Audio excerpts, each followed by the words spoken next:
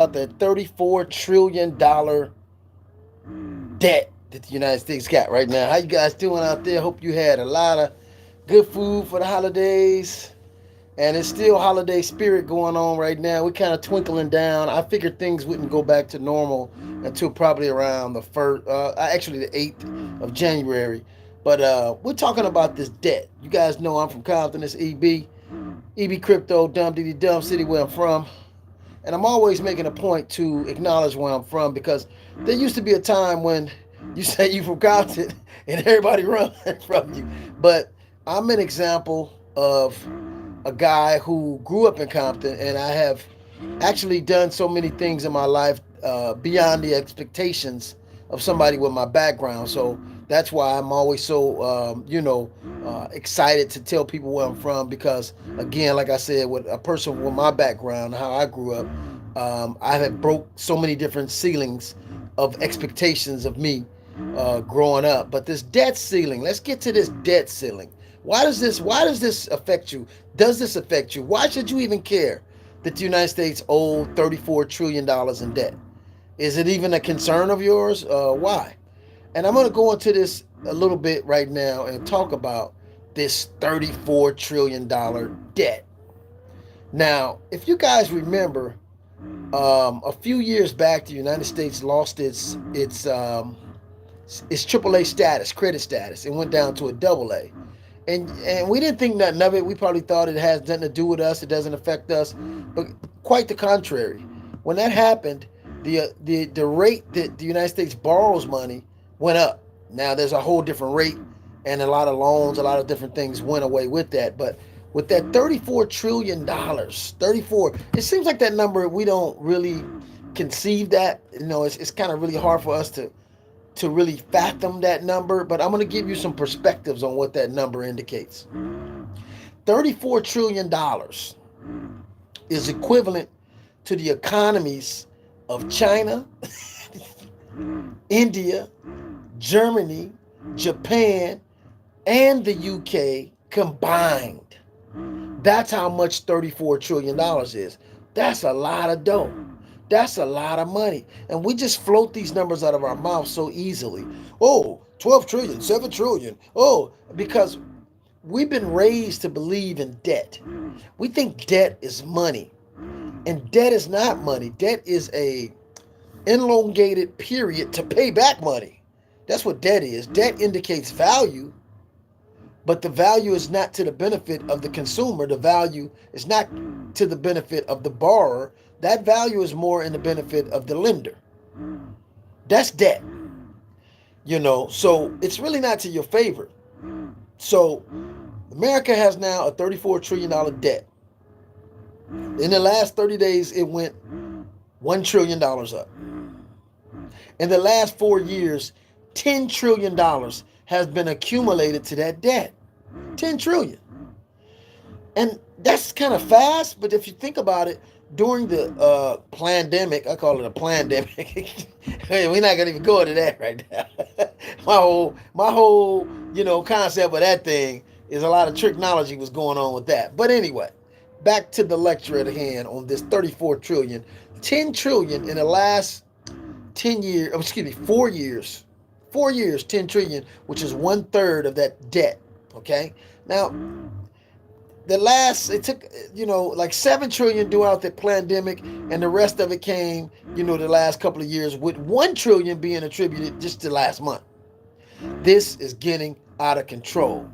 And I'm going to make these numbers relatable to you, because a lot of us just hear that number and just go, oh, well, it doesn't have nothing to do with me. No, it has everything to do with you, because out of that $34 trillion, every single American born in America automatically assumes $101,000 of that debt. They don't tell you that in school. Automatically, when you're born, every citizen is responsible for $101,000 of that debt. Now, they have their way of getting that money out of you. And we're not going to go into that right now. If you start studying the UCC and all that stuff, the straw man, you'll understand how they're getting that money by having bonds attached to your birth certificate or your Social Security. There's bonds attached to things when you go to jail. They trade you while you're in jail as a number. So there's ways they get that money back that you don't know, but there's also taxes that you have to pay that you're responsible for without even working. And once you assume a job and get a job, guess what? You're responsible for $264,000 per taxpayer. That's what $34 trillion represents. And if you want to look at these numbers yourself, go to the usdebtclock.org and look at these numbers yourself. They're moving as we speak. The only numbers you're going to see in green mainly is taxes. Is the taxes. Everything that deals with taxes, payroll tax, excess tax, income tax, revenue per citizen tax, U.S. federal tax, all these taxes in the green. Everything else in the red. So you want to look at these numbers. Don't take my word. Go to the usdebtclock.org and you can see the U.S. debt. But back to what this number really represents. Like I said, this number 34 trillion equates Chinese economy, Indian economy, Japanese economy, Germany's economy, as well as the UK. 5 economies combined make up our debt. Dang. So I'm just trying to give you guys an indication of how much this is, because for some reason we just let this number blow by and we feel like, oh yeah, okay, the U.S. economy is 34 trillion in debt. We just keep going in debt. But if anybody understands debt is a time frame. It just gives you a delayed time to pay something. But if you don't pay it, it's huge consequences. And you can't just say, okay, we're just going to let the debt go away. It doesn't work like that. Because who does America owe?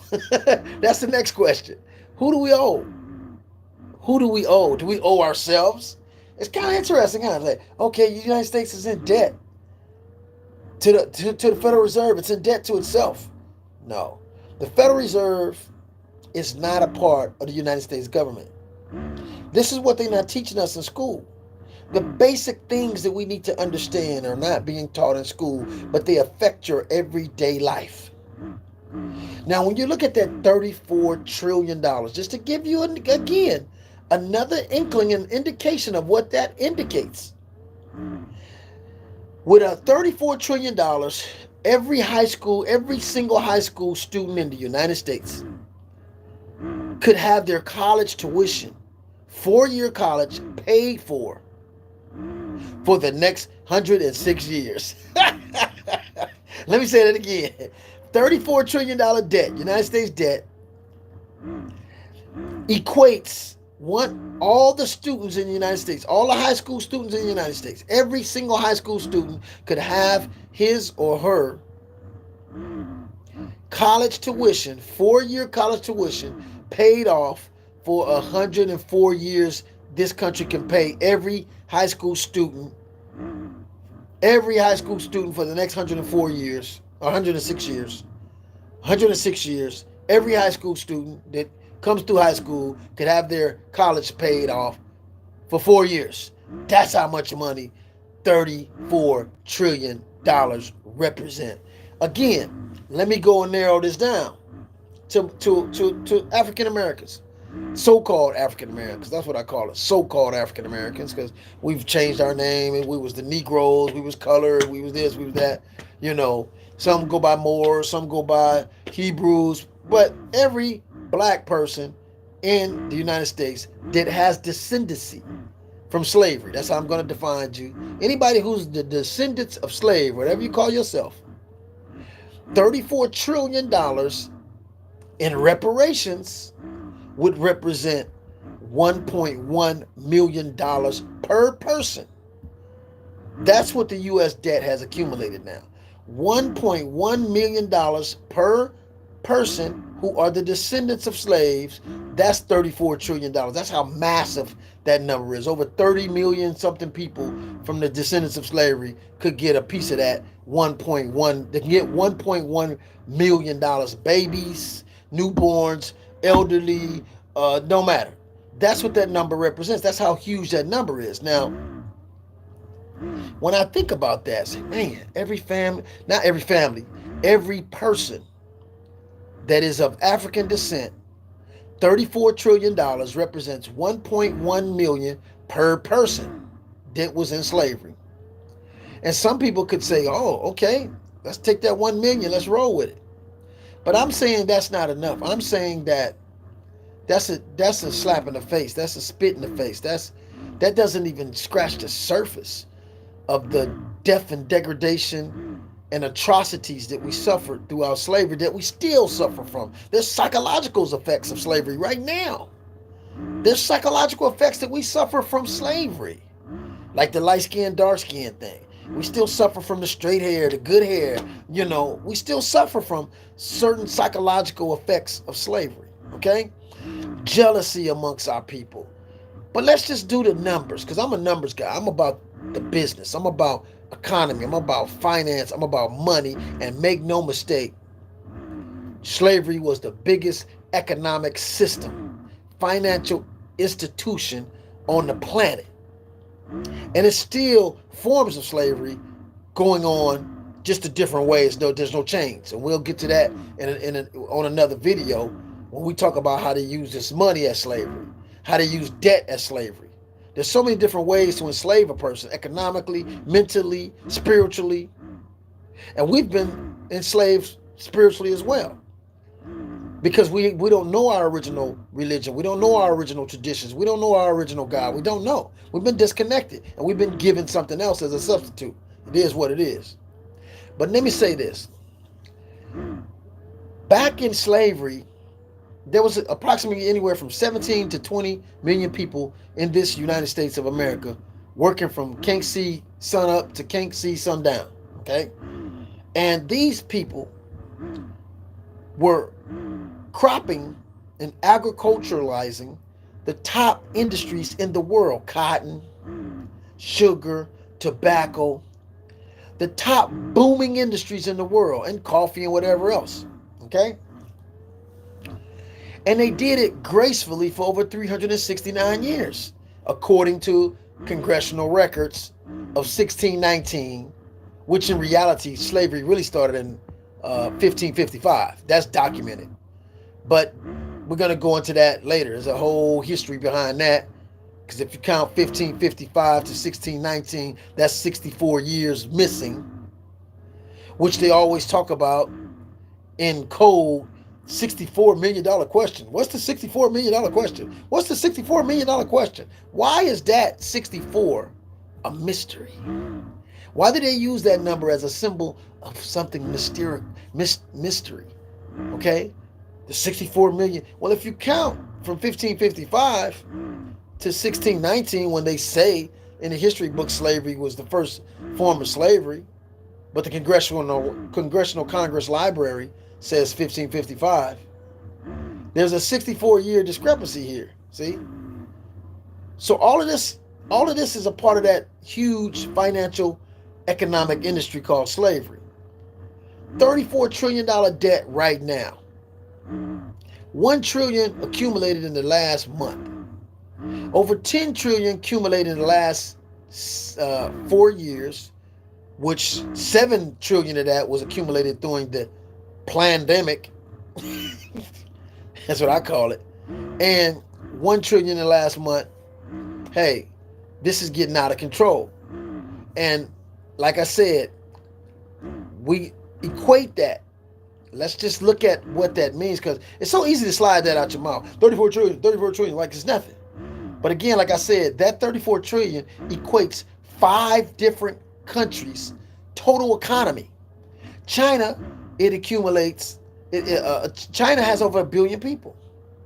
India got 1 billion people. There's only 300 million people in America. So you're talking about 1 billion people in China, 1 billion people in India. I'm not sure the number in Japan and Germany, but I can look those up. And I'm not sure the number in the UK. But those 5 countries, 34 trillion is equivalent to those 5 countries combined. That's how huge this number is. And like I said, the number is so huge, you can give every descendant, not every family, every single black person in America can have $1.1 million from what you call reparations. That would represent that number. But I don't even think that number is enough to equate the 369 to 400 years of atrocities of slavery that was the biggest financial institution that hit this planet. Make no mistake. Because if you had 100 people, what's the top product today? I would say one of the top booming, trending products would be marijuana. And it's legal throughout the United States and parts of UK, okay, and parts of Asia. But the United States, for sure, there's several, maybe 70% of the United States is marijuana legal now. Well, you have municipal use, and they're taxing it.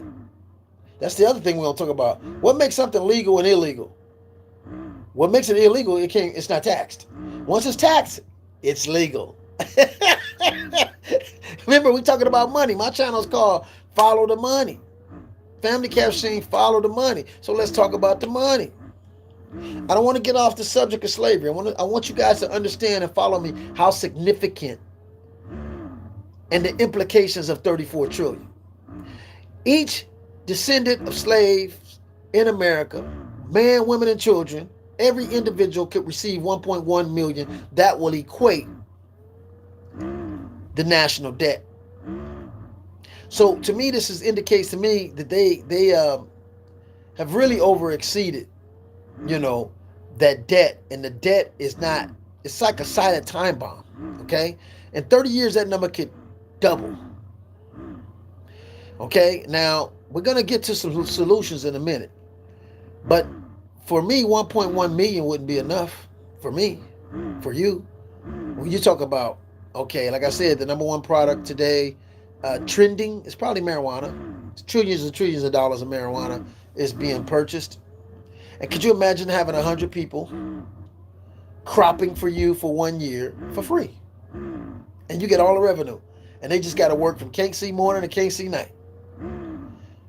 For 1 year, and you produce like 3 crops, and 100 people are cultivating for you for 1 year. You know how much money you have? I'm talking about 100 people working. I'm talking about huge crops for 1 year. You'd be a multimillionaire. Now let's increase that number. I'm just trying to give you an indication of this $34 trillion and the institution of slavery that made these people so many hundreds of trillions of dollars. Trust me. Hundreds of trillions of dollars. And we're talking about 300-400 years ago. When that value was way more than, what it represents today with inflation. Now, say you had 1,000 people working, cultivating marijuana for you for over 10 years for free, and you received all the financial capital. Think about that. Imagine 1,000 people working for you for 10 years and they're not getting paid. And they're cultivating one of the top products, which is marijuana, and they creating a bomb. That bomb. That Kush, top-notch, 32% THC, the top of the line. You will be a multi-billionaire now. Not millionaire, billionaire. With just 1,000 people for 10 years. I'm trying to give you guys some type of perspective and measurement for slavery and how much capital was generated with America through slavery. We're not talking about 1,000 people in 10 years for free. We're talking about over 17 to 20 million people. Not just working one crop, marijuana, but working multiple crops like coffee, like tobacco, like cotton, like sugar, and whatever else they wanted to crop. Corn, wheat, barley, I can go on and on. For free. Do you know how much money they have accumulated? Over 369 years of that free labor. So again, like I'm saying, $1 million wouldn't be enough for me. It just wouldn't be enough. It's for the pain and suffering that my people went through lynchings, rapings of our mothers and forefathers. Yeah, they raped men too. It's documented. They raped men and women and children. Oh, it was serious. And not to add the insult, not just to add the insult, but like I said, we were the top producers, in agriculture. Now, when you're doing lawsuits and stuff like that, you don't just get paid for physical injury. You also get paid for mental injury and and psychological damage. So the number, I mean, we just don't even talk about that no more. But I try to give you guys a perspective economically of what that would represent. But this $34 trillion again would be enough for every kid in the United States that's in high school. Every single kid for the next 106 years, we can pay a 4-year college for every kid that go to high school for the next 106 years. That's how much $34 trillion is. We have to understand what's going on in order for us to perpetuate ourselves into a prosperous future. Each person is responsible for their own salvation. Each and every one of you is responsible for your own salvation, financial, spiritual, mental. You're responsible for your own path, your own destiny. And knowing this information, there's so many ways that you can offset your personal life, your family's financial destiny. There's so many different things you can do right now to where this won't damage you, because this here is going to trickle down to every single person in this country if you don't do something. If you don't start countering that, if you don't start figuring out how to make more money, add to your income, add more positive passive income, if you don't understand how to add more assets that can't be affected by the economies, like gold, like silver, like real estate and cryptocurrencies. If you don't understand, start learning how to accumulate these things, I would put crypto ahead of everything, because this is something that can't be confiscatable. It can't be disrupted. The government can't really tax it. So this is the top of the food chain in assets right now. And it has outperformed every single commodity in the world. It even outperformed gold. It's past gold now. In the last 10, 15 years, the cryptocurrency, Bitcoin, Ethereum, Litecoin, Bitcoin Cash, all these coins been out. The cryptocurrency industry did 100,000% in the last 8 years. And it's going to continue to accumulate because it's not a product that people can just print. Now let's deal with that print. Okay, now what would be your solution? What's the government solution for this problem? And will this problem affect you? I've already showed you where every American is already, when they're born, in $101,000 in debt based on that $34 trillion. And every working person that's taxpayers, there's a $264,000 expectations of debt paid off from you. That money's not being paid off by the government. That money's going to be paid by the people. That bill is handed down to you, your grandkids, your great-great-grandkids. They're born in debt. Now, if that's not slavery, I don't know what is. That's a different type of slavery.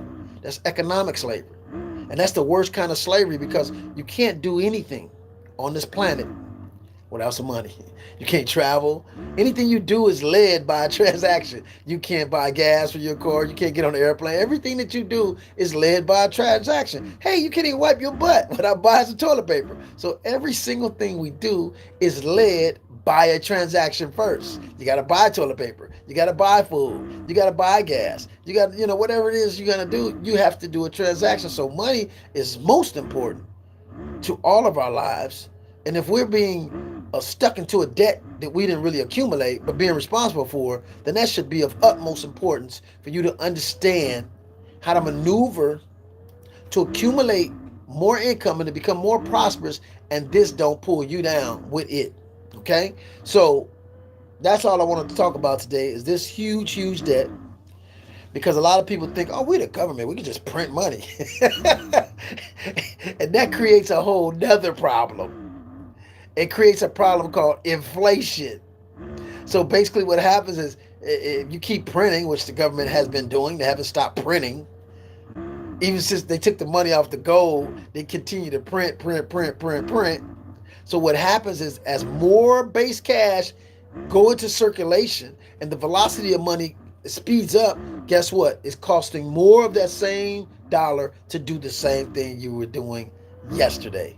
So we're heading for some really difficult times economically, but not so much if you understand what's happening, and know how to plan and learn some things that will catapult you into a great financial position, because with many problems also come many opportunities. It just all depends on what side of the coin you want to put yourself on, and that side that you're on is going to be determined by what you know. That's what's going to determine it. Not you being black or white or Chinese. That's not go or Jewish. That's not going to necessarily put you in a position to win. What's going to put you in a position to win is understanding these currents, understanding what's going on, and then planning from there with the information and strategies that you'll create based on what's happening right now. So, like I said, because the dollar is going down so fast, the debt is going up so fast, it's creating a huge silent problem for all of you guys. The problem is silent, but it's going to explode. Trust me. You can't keep putting off debt, accumulating debt. At some point, it's going to backfire. It's common sense. And I'm going to tell you one way it could backfire. America could lose another A. Now they're not double A, now they 1A. They was triple A credit. So that means they were borrowing money from the Federal Reserve, which is not a part of the United States, at a lower rate. Now, since they took away one of those A's and we're not 3A, we 2A, we're getting it at a higher rate. Then if they take away the other A, it's going to be a higher rate to borrow money, which is not going to be good on you because you're the one borrowing the money. You're the one buying cars. You're the one buying houses. You're the one buying things on your credit. Renting furniture or whatever you renting, paying layaway, all that's going to go up. Okay? So it definitely affects you in every single way. It affects you in every single way. Now, our conclusion. That's not the solution, to print it off. Well, you can say, well, we're just going to make the debt go away. We're just going to say, go up to the debt ceiling. They can continue to raise that debt ceiling, but at the end of the day, it's going to make borrowing money more difficult for the United States. It's going to make paying back that money more difficult because you're paying on interest so much. Now you can't put money on roads in the country. You don't have the money to rebuild the infrastructure, which we have bridges and everything now that need to be redone, railroad tracks. There's all kind of things in this country that are dilapidating, and it's dangerous to the public.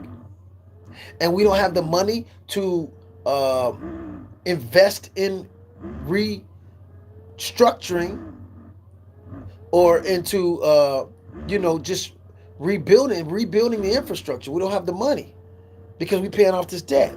We don't have the money to invest in schools if we're paying all this interest and debt.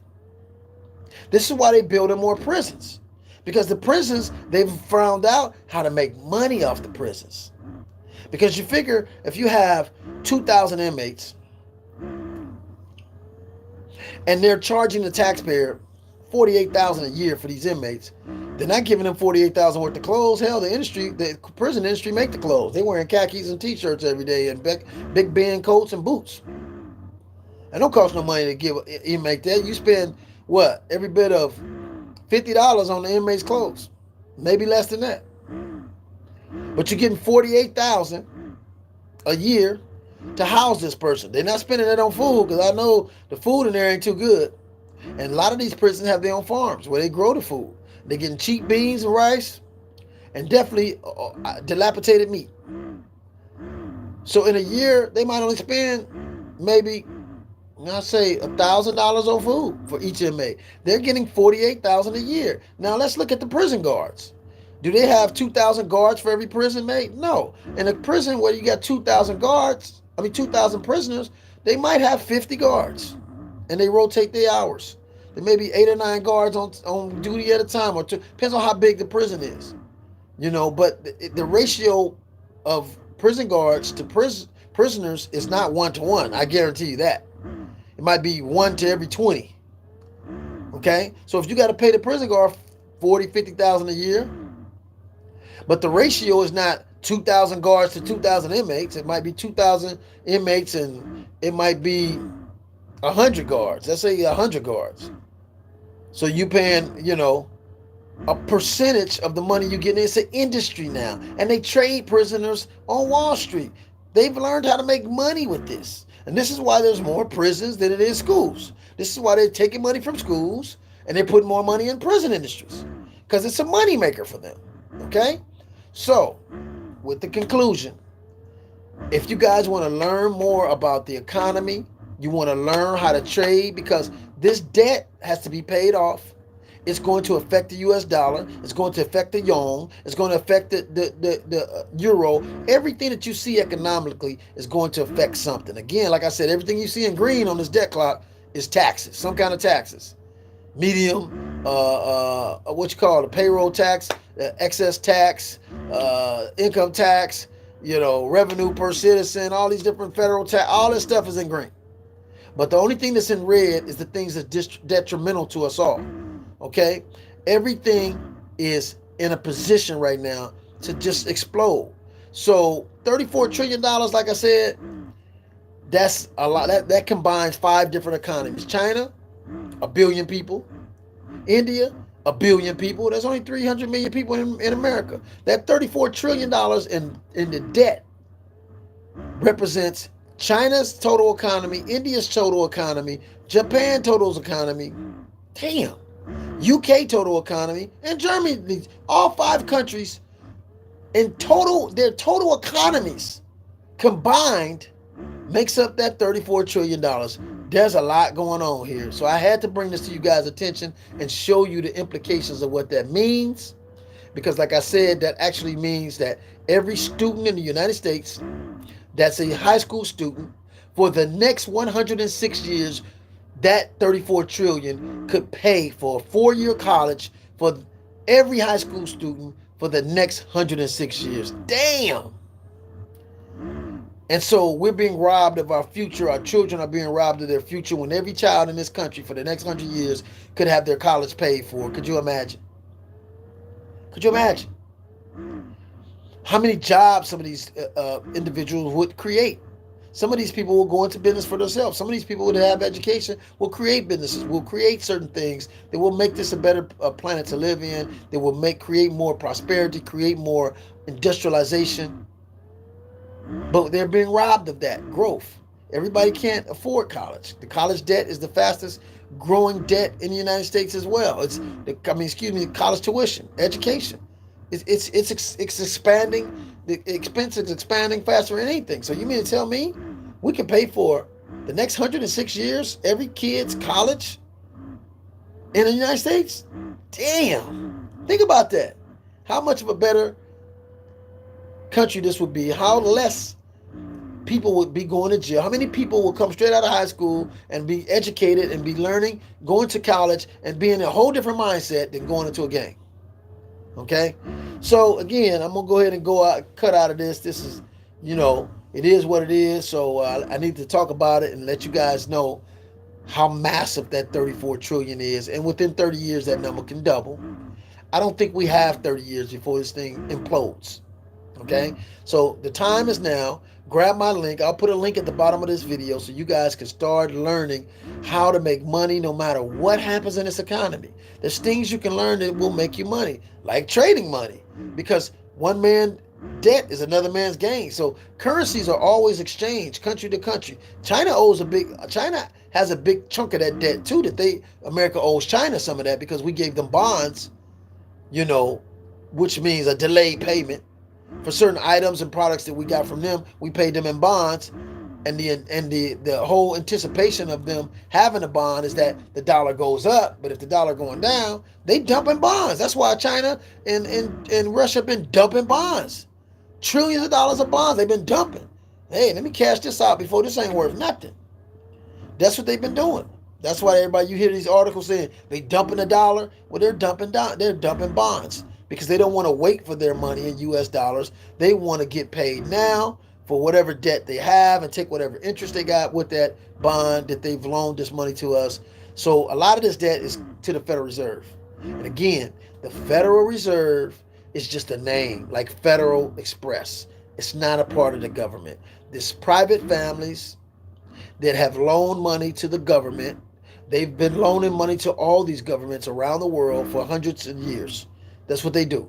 But they're not a part of the government. They just use that name to trick you guys, Federal Reserve, to make you think it's part of the government, and it's not. And if you don't think I'm right, then you go and Google central banks, and you'll see what a central bank is. And that's what the Federal Reserve is. And they passed that Federal Reserve Act in 1913, okay? They passed it under the Federal Reserve Act On Christmas Eve, when everybody was asleep, the congressman signed that bill and nobody knew.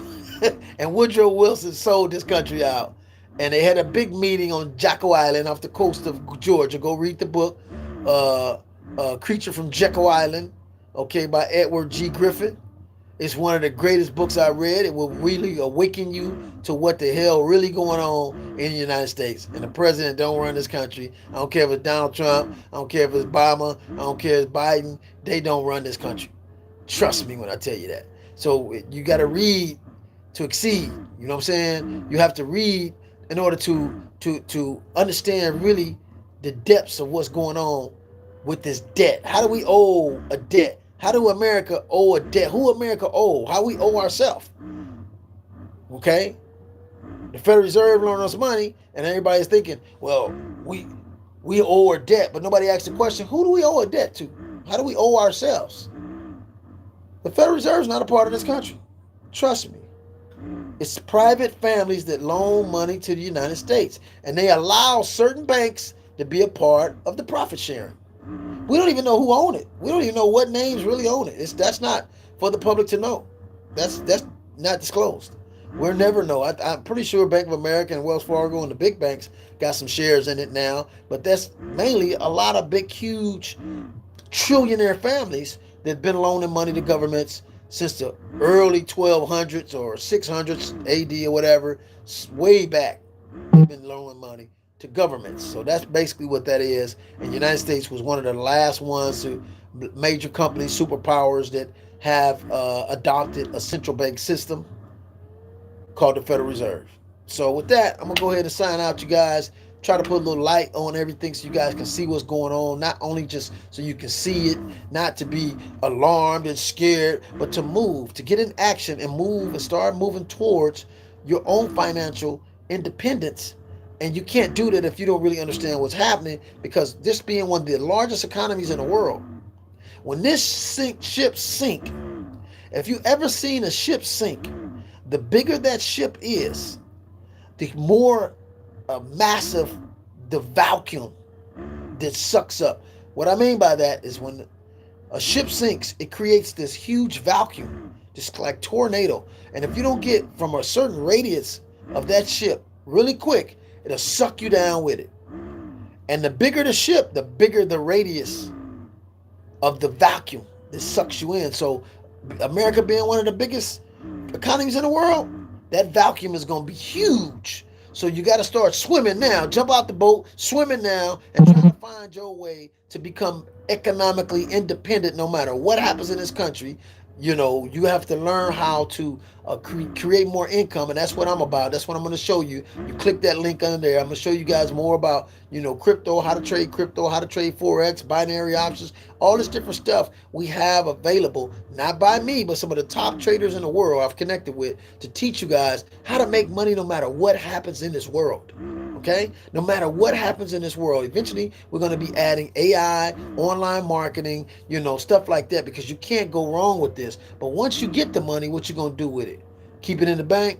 No. You're going to get assets that's not going to depreciate in value. You're going to get assets that's going to accumulate in value, and you're going to learn how to use corporations and trust funds to where no matter what happens in this world, you good. Okay? You good.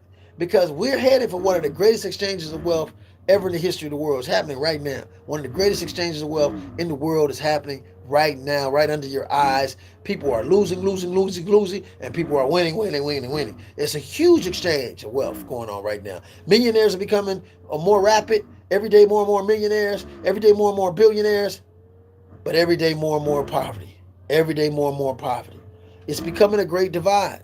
So whoever gets the information is going to be the one to win in the end. That's the name of the game. So again, you guys, it's EB Crypto from Compton. I'm close out.